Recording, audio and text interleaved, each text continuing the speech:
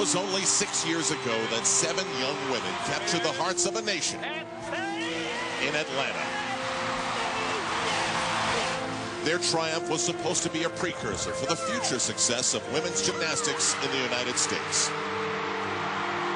But there was a reminder as to why what happened in 1996 was so great.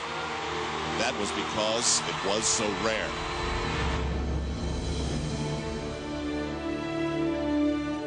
Only 4 years later in Sydney, the expectations had been left unfulfilled, and the dreams of a team were told to wait 4 more years. It just didn't work out at all.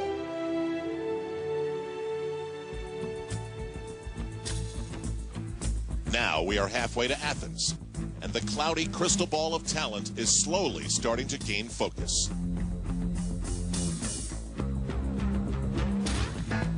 The list begins with Tasha. She's the Olympian, the national champion, and the keystone of the American team.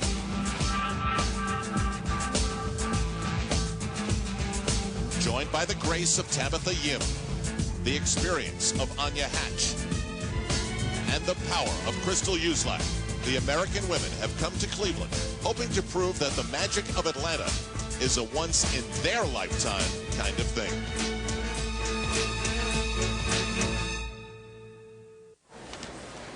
The next most important step toward those lofty goals comes tonight for USA Gymnastics as they'll crown a national women's champion here at Gund Arena in Ohio.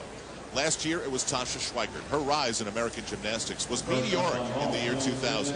Now she's trying to defend what's hers. The challenges will come from a gymnast like Tabitha Yim, who may not have come here with thoughts of being a national champion to Cleveland, Ohio, but the fact is she's part of the mix. And then there's Anya Hatch. 7 straight years from the age of 10, she won the Cuban national championship. Then she married an American, moved to Connecticut.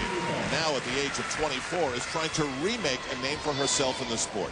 At stake here tonight is gold, silver, and bronze, and the national championship of the United States. Tasha Schweikert has a big lead, and Anya Hatch has to make up some ground as she tries to reteach herself the sport of gymnastics after teaching it to some kids in Connecticut for 5 years. And if she is going to challenge for one of those top spots, her biggest challenge personally comes right off the bat on the uneven bars. She struggled day one, a little bit of lack of tightness through the body, so if she can clean up the gymnastics, she should be right in there. And on top of that, Tim, this morning in practice, she mentioned that she's battling a cold and that her energy level isn't quite there.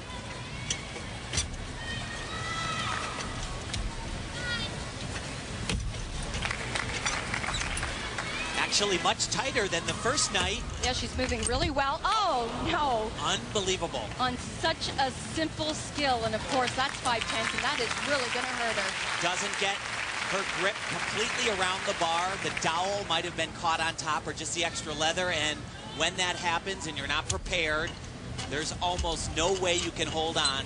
Happens in a split instant.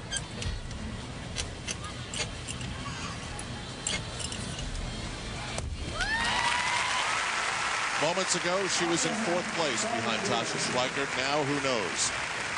How tough is this, what she's trying to do? Very, very tough, you know. 10 years ago, people would not have thought that someone that was 24 years old and taken years off from gymnastics training could make a comeback like this. But it is becoming more the norm. But yeah, but she has the body type for the sport.